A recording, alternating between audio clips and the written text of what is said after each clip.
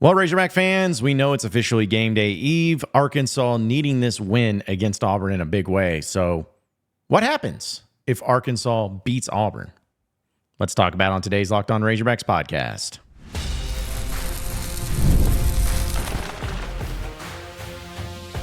You are Locked On Razorbacks, your daily podcast on the Arkansas Razorbacks, part of the Locked On Podcast Network, your team every day. And welcome into the Locked On Razorbacks podcast. I am your host, John Neighbors. I am also the host of Inside Arkansas Live, which you can catch every weekday starting at noon on Inside Arkansas and InsideArkansas.com. Today's episode is brought to you by FanDuel. Now through September 22nd, all FanDuel customers can bet $5 and get a 3-week free trial of NFL Sunday Ticket from YouTube and YouTube TV. Just visit FanDuel.com to get started. Hope everybody's having a wonderful Friday. You finally made it to the near end of the week and to the weekend. So should be a great one. And I know we'll have some things to talk about and some stuff that, of course, is going on in Razorback land and some news besides just the game itself. But Arkansas and Auburn, that's what it is. You know, we've talked about the stats. We've looked at the numbers. A lot of similarities between these two teams and just how good that they are and how maybe bad they are. Both teams have had tough losses to Power 5 teams, although I think Arkansas, as much as I hated it, is a little bit more forgivable than Auburn losing at home and only posting 14 points. So, this is a crucial one for both teams. But, you know, not to really make it a measuring contest, but Arkansas needs this game a lot more than Auburn. Just plain and simple. They need this game a lot more than Auburn because this is do or die now for Sam Pittman and for the Razorbacks. If the Arkansas had beaten Oklahoma State like they should have, and they were 3-0, it wouldn't be the same thing. It wouldn't have the same feeling of, hey, it's right now. Not saying that people would be okay with losing, but it would be at least like, hey, you know, you got to split these next two. And I still think if Arkansas has to split these next two. If Arkansas beats Auburn but loses to A&M, I'm not happy about it, but I'm just saying you can't be 0-2 under no circumstance. You cannot be 0-2. So this is a big one. But I wanted to pose the question, just like I do a lot of cases, and depending on who Arkansas plays, of what if Arkansas beats Auburn? Arkansas at this point in time, I believe, is a 3.5-point underdog, according to FanDuel. And they have a lot of things going into this game that's going to be impactful. Like in the secondary alone, you're not going to have Hudson Clark. You're not going to have Jalen Braxton. Two of arguably your best or top best defensive backs. So you're not going to have them in this game. Auburn, though, is dealing with some quarterback changes themselves. You got Hank Brown, who's going to be in there, who performed pretty well last week against New Mexico State, but hasn't performed against any team like Arkansas before. And, you know, it's a fascinating game. It's a mysterious game. But getting to the question and getting to the point of what if Arkansas beats Auburn, what does that mean? Well, first off, what it means to me, at least, is that Arkansas is able to exercise a little bit of the demons. They have been so close yet so far. Last year, they had pretty much every road game they played in the SEC. In fact, all of them ended in one-possession games, but Arkansas went 1-3 in those one-possession games on the road last year. They lost by a field goal to LSU, a field goal to Alabama, a touchdown to Ole Miss, and then they beat Florida in overtime by 7. So it'll be something to maybe get you over the hump and get you feeling good. Because I don't care who you play in the SEC. I don't care how good or not good the team is. To win an SEC game on the road is a big deal. And so this is going to be a huge deal for Arkansas to do that. And if they take care of business in it, what you hope to see is that Arkansas kind of opens the floodgates a little bit. You know, they figure some things out. They have that confidence, especially, folks, if they win in a one-score game, which kind of what I predict, if they win in a one-score game, that's going to really change a lot of stuff for the good, for the positive side of things. Because suddenly you're like, oh, man, so we finally got this off our back. We finally got the monkey off our back. We can finally, you know, claim and be that team that won a one-possession game, a really close game against a quality team, and this time it being on the road. Like, we did that stuff. And so what you're hoping is that once you get over that hump, it's not always going to be in the back of your mind saying, oh, how are we going to screw this up again? Or, oh, no, here it comes. It at least alleviates a little bit of that. Not saying it won't happen again, because odds are it will. but it makes you feel really good. It gets your confidence back. It gets you back on track. And again, it also depends on how you win. Because again, you'll take a win no matter what. Like a win, you're going to take no matter what. But let's be honest, there's a big difference in Arkansas winning this game, 42-20, or winning this game 20-16. And again, maybe it's a defensive battle, but odds are, if this is a game, you'll take the win. But if it's a game where there's a lot of interceptions by both teams, penalties by both teams, dumb plays, 3-and-outs, ugly game, but you still win, you'll take it, but it's not exactly going to inspire any sort of extra boost of confidence. Say like, well, you beat Auburn, and even though you look terrible, I think we can win a lot more SEC games.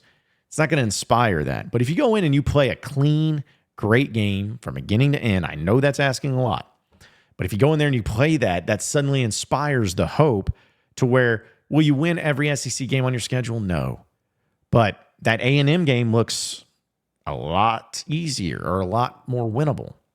The Mississippi State game later in the year, Mississippi State's not good. You should win that game. Like that looks like a good thing that you could probably win. Trying to think of like any other cases where maybe you have that happen. Maybe you throw in something like a random Ole Miss game, or LSU suddenly looks a little bit easier for you. Maybe as the year goes on, you'll start to see other teams not be good. But the point is like you get that confidence, and as a fan, you get that excitement. And, you don't want to put the cart before the horse, but suddenly, if you find a way to not only beat Auburn, but to get that win against A&M, you're 2-0 in the SEC. You've doubled your SEC wins from last year with only playing 2 games. And you welcome a pretty tough Tennessee team into the house. So it just inspires so much if you get this win. It creates excitement and creates confidence that Arkansas fans have not had. And I actually had somebody like this mention this to me yesterday about, they're like, man, we need John to be happy again. And I started thinking about it. I was like, man, if it's really showing for me, maybe that's the case, but it's true. It's like I have not been happy with Razorback sports in a long time, it feels like. And football being one of them, and it's made me so sinister and so cynical. Maybe not sinister. Sinister sounds bad. No, it's not that. Cynical. It's maybe more cynical to where I don't trust anything. I said before, I'll say it again. This Razorback football team's like trusting a fart with the explosive diarrhea. You really gonna, you know what's about to happen. Like you think you got it, you think it's all good, and suddenly it ain't. So it's gonna be huge for that.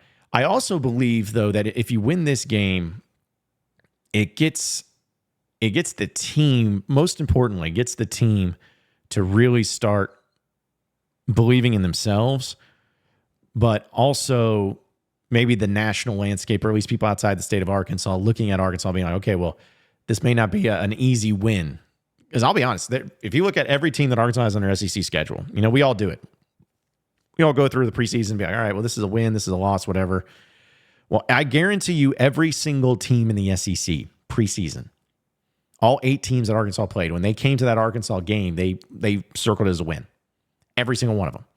Mississippi State did, Auburn did, A&M did. Everybody did. They're like, win. Every single team that you play this year believes they're going to beat you because they do not think you're any good. Now, are you a great team? No. Are you a better team than what you were a year ago? Yes, I do believe that. I do believe you are a better team than what you were a year ago.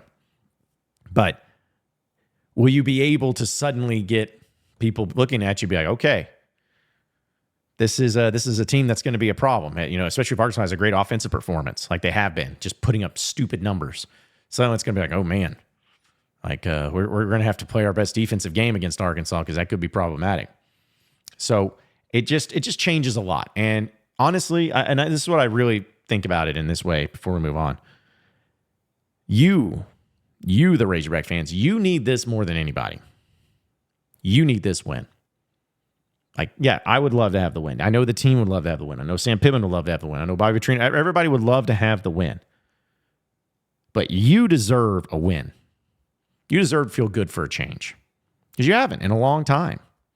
Football, basketball, baseball didn't do anything for you this past year. You need something to feel good about. You need something to feel confident in. So I hope for your sake, the Razorbacks get it done and give you a little something for you to feel good. We'll talk about something. Once again, it's important. dealing with, and hopefully it's my final thoughts on the NIL, because it's still a constant conversation starter. So we'll talk about that in just a second. So stay with us here on the Locked On Razorbacks podcast.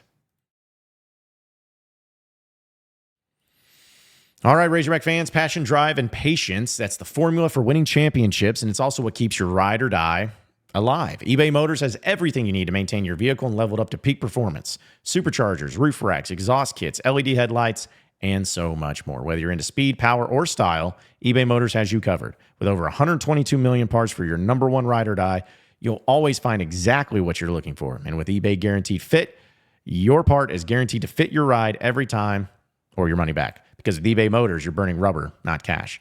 So with all the parts that you need at all the prices you want, it's easy to make your car the MVP and bring home those huge wins. So keep your ride or die alive at ebaymotors.com. Eligible items only. Exclusions apply. eBay Guaranteed Fit only available to U.S. customers.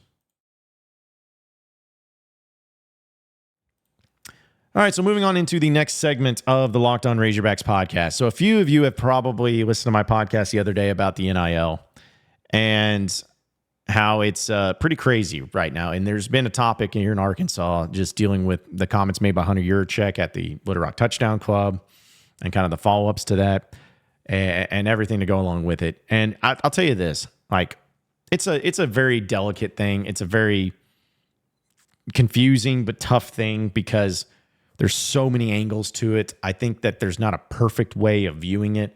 Like, nobody's viewpoint of NIL is perfect.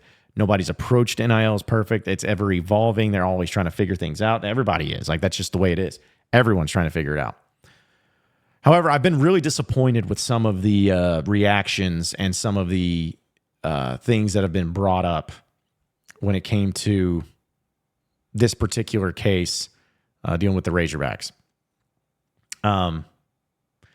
Because I feel like there's been some, not all, but some people who have kind of taken it to the fans and put them in almost like a public shaming because some fans have the audacity to be frustrated or upset or unhappy with being told, hey, if you want to compete, hey, if you want to win, you got to pony up the money.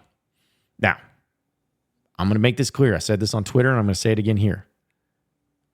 You cannot, and I repeat, you cannot blame Hunter Yurachek for doing that and saying that because that's his job. Athletic directors, yes, they need to hire coaches, but maybe just as important, if not more important, is they fundraise. That's what they do. They got to raise money for the foundations, for facilities, for NIL. That's what they have to do. So I have zero problem with Hunter Yurachek saying what he did because this idea that Hunter Yurachek's going to the fans and telling them, hey, you need to start donating more if you want to win. But then he's going to the big time boosters and donors being like, hey, listen, don't worry about your money. I'm going to get these idiot fans to donate. He's not doing that. He's trying to get everybody. He's trying to get everybody involved. So I have no problems with what Hunter Yurachek said and how he's doing it. That's his job. You can disagree with me, but that's fine. But that's his job. Here's what I don't disagree with. Here's what I do disagree with. I disagree with the people, and there's been some people in the media that's done this. It's been some of the people outside the state of Arkansas that are almost like laughing at the fans or mocking the fans or treating them like they're stupid because they were frustrated by the approach and the messaging that was and the timing of the messaging when it came to that NIL. Like the Arkansas Edge is what it's called, and they have you have to have a minimum amount that you can be a partnership with, and it's a ton of money. And people are talking about $100 a month. $100 a month is a lot of money to a lot of people. Arkansas is one of the poorest states in the country, unfortunately. So that's a lot of money to give up for a lot of people, especially Razorback fans. And honestly, the NIL and what's been done, and I've said this before, and it's so obvious, and this is where it makes me so mad. It's like people were, how many people would be willing to donate $100 into the NIL per month if Arkansas was coming off of an 8-win, 9-win, 10-win season in football? Everybody would. Everybody would. Winning does that, and that's just fans. That's how it was for the foundation forever, too. When you're winning, when you're successful, yes, it's going to be easy to collect checks and money. Bring it on. But when you're losing, it's hard for people to justify the means. Why would I want to pay my hard-earned cash for crap? People don't want to do that. And so it was the idea that kind of looking down on the fans being like, hey, what do you expect? It's the way, you may not like it, but it's the way it's going to be. You're going to just sit there and complain about it. If you want to be a big time program, you got to donate. That's the way. And I disagree with that fully. And anybody that ever tells you as a fan that the reason that the program in Fayetteville, the Razorback football, basketball, whatever it is, if anyone ever tells you that the reason that it's a struggling program or anything like that to get wins is because of you not donating enough money to the NIL, punch them in the face. It is a bold-faced lie. Okay? You can help. You can absolutely help. But for anyone to expect all of you to go out there after seeing this crap that you've seen with the athletic department, especially in football over the past couple of seasons, for you, people are, hey, well, listen, you want to get better, give us the money. Hey, how about you get better first and then we give you the money? It's always bring up about the chicken or the egg, which came first. Well, in my opinion, the winning and the competence needs to come first. Because right now, like, no one's going to be willing to fork over that type of money. And these people that are just approaching it as the fans, approaching the fans of like, you guys are a bunch of idiots. If you better do it, you got to do it, and it's a problem. And then also, as you all know, I'm good friends with Carlton Safa, who's of the Bet Saracen Casino Resort here in Arkansas, and we know that he's been pushing on social media. He's come on my show at Inside Arkansas and everything, pushing this 50-50 bill and online gaming to happen in the state. And so, like, his biggest idea is to go big with the NIL, with the 50-50 deals. And the NIL would just be flooded with money every month, like ridiculous amounts of money every month. That's the type of stuff that's going to make a difference when it comes to NIL. Not fandoms just paying $100 a month. It'll help, but that's not the difference. The difference is you got to be creative with stuff. You got to say, like, I don't know how exactly this would look, but it could be something like, hey, at the Razorback football games, for every bottle of water you buy that's $5, $1 of every one of those goes towards the NIL. Something like that. I've seen like Tennessee's doing concert stuff. Like, hey, you pay for these certain concerts, and no, don't get Justin Moore every time. You can get other people in, but saying like, get other people, like have concerts and events like that, and where a certain amount of money goes towards. They're having that Alan Jackson concert in Razorback Stadium, or is it in Bud Walton? Whenever it is, it's next Saturday. A lot of people are going to be going that. Maybe charge more and say, hey, these amount of dollars are going to go to the NIL. Just something like that. And these other companies can be creative too. It's like Saracen, they're getting creative with it. But the problem is everyone's like, there's some people that are carrying water for the U of A, or for the certain people. They're like, there's more complexity to this. They don't need to.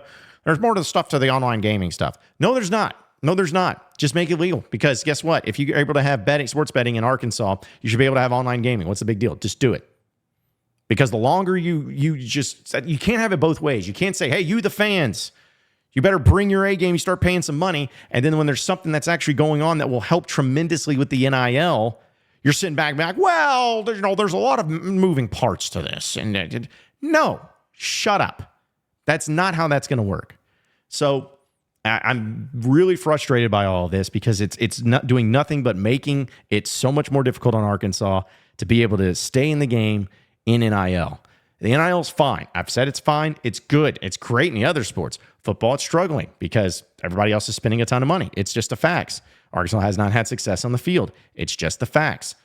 So start actually putting that stuff together and allowing other big businesses that are willing and trying to help out with your NIL do whatever it takes to get those things passed. And because I do not care about anything as far as like the online gaming stuff, the stuff with, whether it's this casino or that casino, whether it's Oaklawn, because they're the ones holding it up, like all this stuff. I don't care about that. What I care about is winning. I care about winning. And this program needs to win. And they do not need to have people, and whether it's government officials or businesses or whoever, they do not need to have those reasons being the reasons why they cannot move forward and compete. If you can't get to that point because you just don't have it, you just don't have the pieces, you just don't have the people, it sucks, but it's the way it is. But when you're getting in your own way, that's where I have a problem. I don't care about anything else. I care about winning. Do whatever it takes to win. That's what champions do. Enough of that. Sorry. But we'll talk about a little bit more as far as the key player for Arkansas in this Arkansas-Auburn game. So stay with us here on Locked On Razorbacks podcast.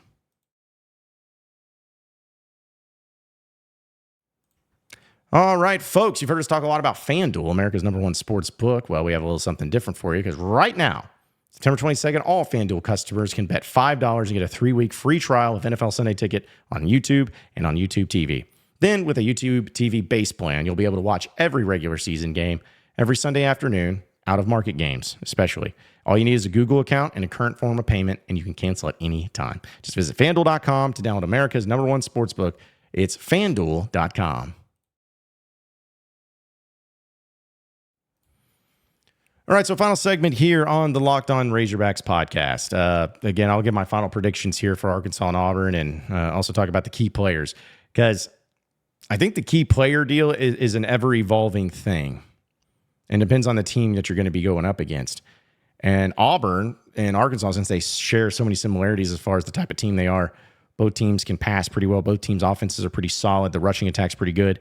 The rush defense is pretty good for both teams, but the pass defense is terrible. They're not very good at turnover margin. Neither of them are. They're not good at getting to the quarterback and getting sacks. There's a lot of similarities to it. So it's an ever-changing thing whenever you get in these matchups. So for me, the key player in this, like you could make it easy and say, oh, Taylon Green's the key player. But to me, he's not. To me, he's not, folks. I'll give you the key player. The key player to me in this one is Jaquindon Jackson. Because if, and it's a big if, but if Jaquindon Jackson has a big game, and I'm talking about like 150 yards on 20 carries, something like that, a couple touchdowns. If he has that type of game, I believe Arkansas wins.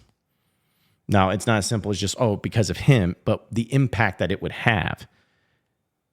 He would have that type of game, which by having that type of game, it opens it up for other players to have better games. Biggest one, Taylon Green, the quarterback. When you have Jaquindon Jackson running the rock and being effective, then something that's going to change the defense a lot for Auburn, and it's going to be able to put Taylon Green in a position to where he's going to be a lot more comfortable throwing the ball. There's going to be a lot less pressure on throwing the ball, a lot of play actions. It's going to take a lot of pressure off. I mean, there's just so many things that could really change the game if Jaquindon Jackson has that. So you got that. And let's be honest, too, there is nothing more demoralizing for a team who can't stop the run, or especially if it's a big bruising running back that's just eating you alive. And if you're going to win on the road in a hostile environment, that's kind of the way to do it, is by just pounding the rock, keeping the ball, keeping your defense off the field. Because I really like Arkansas's rush defense. It's been great. It's been great. But the pass defense is suspect, and you got two of your best defenders going to be out in this one. So you got to keep them as fresh as possible. Work that clock, be effective, go downfield, have significant drives, at least get points on the board every drive. It'd be great if you could score a touchdown every drive, but I'll even take field goals. Just don't have 3 and outs. You're one of the best teams at third down conversion. You are the best team in third down conversion in the country. You're the second best team in the country when it comes to first downs and getting first downs. Get those. Work that clock. Feed Jackson. Because also, talking about the passing game open up for Taylon Green, it opens up the rushing attack for Taylon Green too. Because then those RPOs and everything just really could fake him out and all of that. And if also Jaquindon Jackson's having a great game running the ball, and you be able to spell him by bringing in, whether it's Rashad Abeni, I don't know if he's going to play in this one. He's been dealing with a lot of stuff, but even if it's Tyrell Reed, somebody like that, Rodney Hill, I guess I should say, have them in there.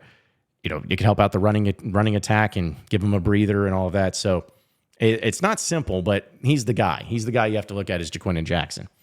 And as far as my final prediction, folks, I hate to break it to you all. I really do. But I don't have Arkansas winning this game. And I believe Arkansas is capable. I hope Arkansas wins. I really do. I hope I'm wrong. But as I've mentioned before, I'm not going to pick this team to win a significant game in football, until they prove to me that they know how to win. So many times that they are the better team. They are the better offense. They are the better defense. But they still find incredibly miraculous ways to lose. And until they fix that, until they change that, I'm not going to pick them. So again, I hope I'm wrong. I would love nothing more for Arkansas than to go into the plains of Auburn and exact revenge and beat Hugh Freeze once again. That would make me very, very happy. So can they do that? Sure. Will they do it? Don't know. But I'm thinking Arkansas loses another close game, 30-26. Hard fought one, but in the end, they fall apart. Again, I hope I'm wrong. I really do. I hope I'm completely wrong in this, but until it changes, that's all I got. Appreciate everybody listening in and watching in to the Locked On Razorbacks podcast. Be sure to like and subscribe to the podcast on iTunes or on Google Play. You can also get after me on Twitter at John Neighbors Show for any questions, comments, concerns that you may have. We'll keep it going from there. Same podcast time, same podcast channel next Monday. Have a great weekend, everybody. We'll see you then.